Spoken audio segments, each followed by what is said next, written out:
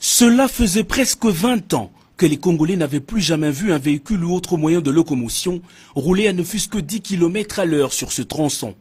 La célèbre avenue Luambo Makiadi ex-Bokassa, aussi connue pour ses nids de poules et bourbiers parsemés sur toute sa longueur, est de nouveau praticable depuis ce samedi. Plus tôt dans la matinée, c'est le président de la République en personne qui a coupé le ruban symbolique, donnant ainsi accès à la circulation aux usagers à la grande satisfaction du public, témoin de l'événement. Cette emblématique avenue qui mène vers le centre-ville de Kinshasa a revêtu un asphalte bétonné capable de résister aux charges de gros véhicules qui alimentent les différents marchés de ce coin. Réalisé dans le cadre du programme d'urgence de 100 jours lancé par le chef de l'État Félix-Antoine Tshisekedi, la réouverture de cette route est d'une grande importance économique pour la ville de Kinshasa, du fait qu'elle permettra aux vendeurs du marché Zando, l'un des plus grands centres de transactions commerciales de la capitale, d'acheminer leurs marchandises et aux acheteurs de mieux s'approvisionner avec un gain de temps supplémentaire. Réhabiliter est une chose, peut-être la plus difficile à faire, mais entretenir en est une autre, sûrement la plus importante, car elle permettra de maintenir l'ouvrage en parfait état. Les Congolais, beaucoup plus les usagers de cette route et les populations environnantes, sont donc appelés à observer les règles strictes de salubrité afin de donner de la valeur à cet engagement manifeste du chef de l'État à réviser les principaux outils infrastructurels du pays au bénéfice du peuple. Financé totalement par l'État congolais, ce travaux porte la touche technique de l'entreprise Safrimex sous la supervision de l'Office de voirie et drainage.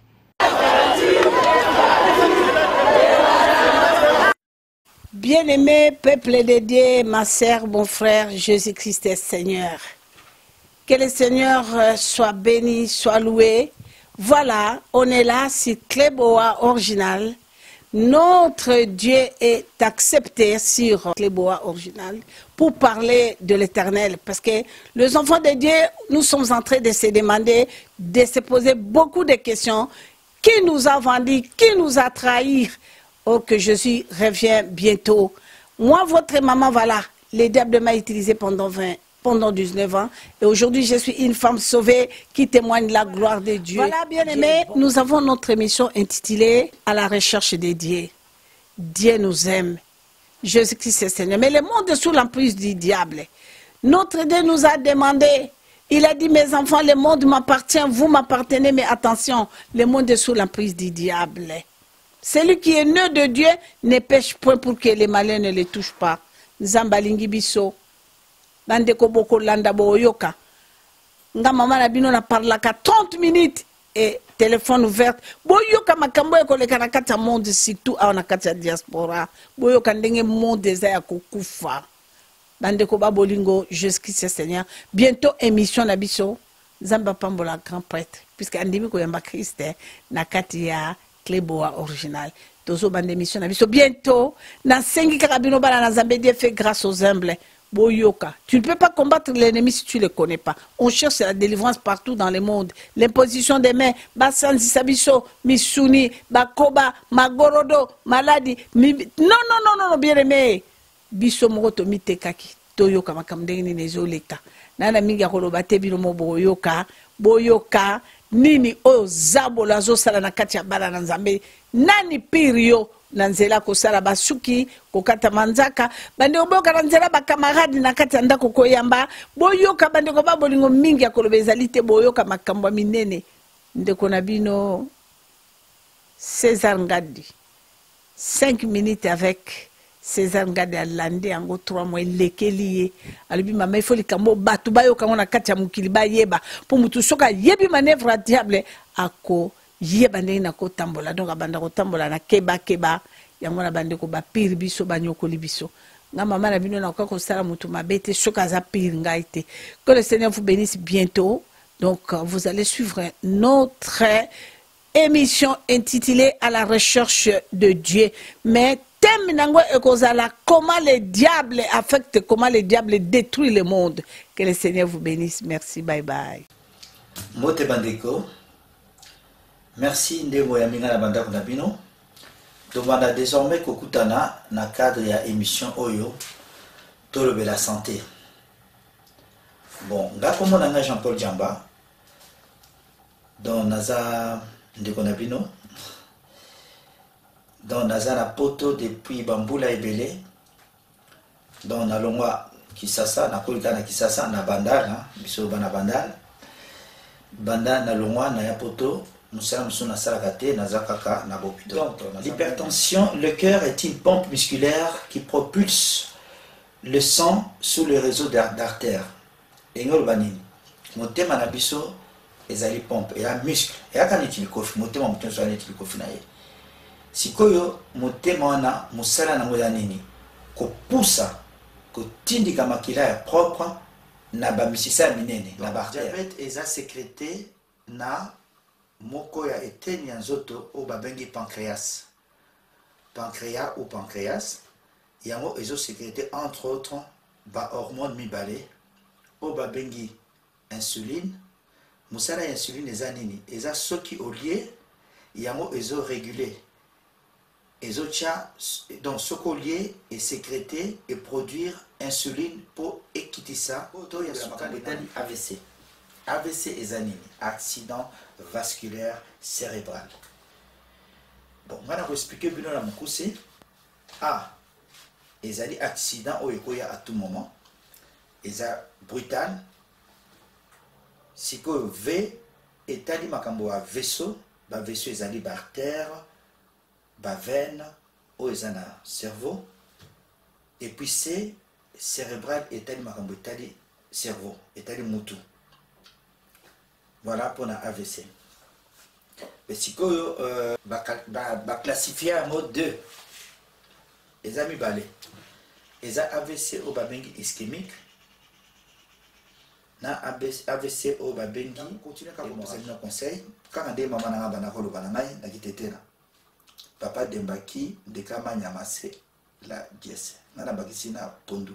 Cause à la zoto madame et de qui l'osso. Nyama mbisi na pondo. Merci. Sepela TV et yena makambu ya sikali susu. O ba chaîne ya France eza na kati. Ba chaîne ya Congo eza na kati. Ba chaîne ya Londres eza na kati. O ngomona makambu ya politique ya sika. O parti AA eza na kati. O parti BB. O CFAIO eza na kati. Ya Sepela TV. Bouquet comme ça, bouquet boy. Ou tu n'as pas voyager dans le partout lingi. Na bouquet c'est pas la TV. C'est pas la TV. Mais ma biso n'engo ma biso wana 4K. Machine ma daka. C'est pas la TV. Bienvenue dans le monde de Sepela TV. Sepela TV est le décodeur qui vous permet de suivre les chaînes du Congo en direct de la diaspora. Du nouveau au Congo, bana kin bana poto partout dans le monde. Émission la bino bozela qui a trop scola show déjà na kati Congo, précisément dans la ville au Congo, bana kin bana poto partout dans le monde.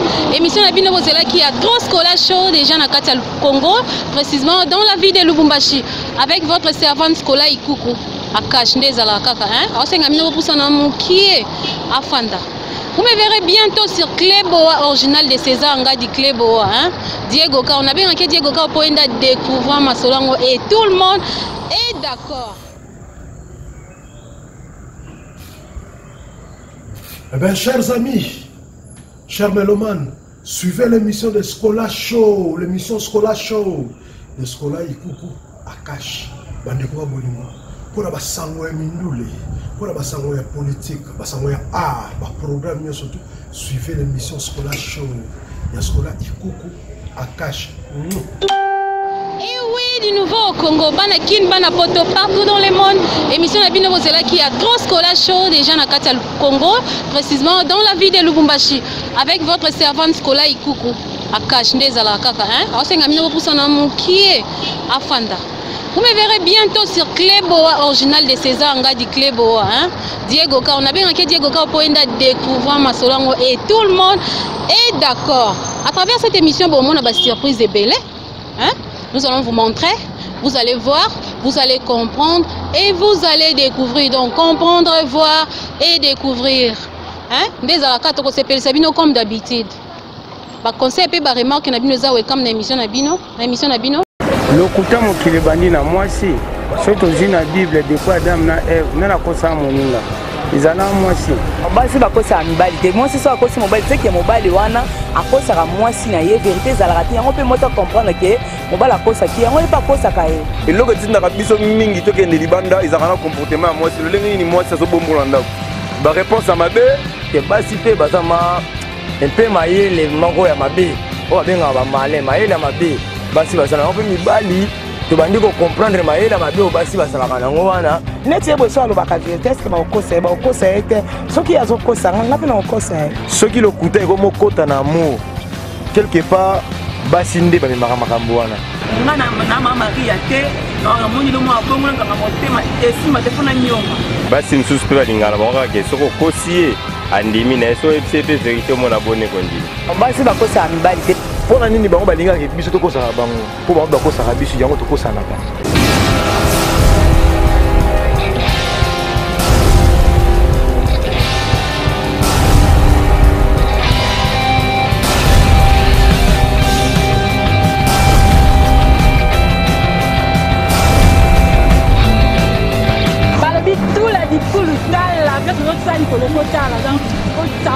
surtout la clé boa originale vous n'avez jamais décidé.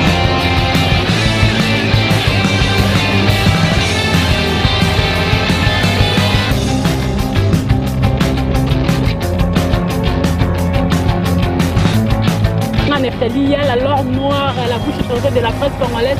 Non, c'est la Nicolo. J'étais pété loco de l'eau. Pété loco de l'eau. On a pété de l'eau amour débat. Amour débat. Dans le but pété loco de l'eau.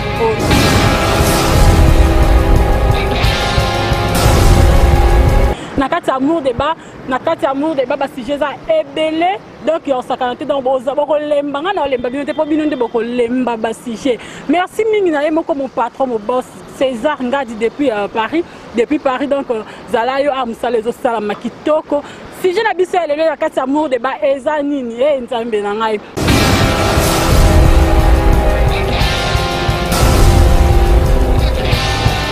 Papa,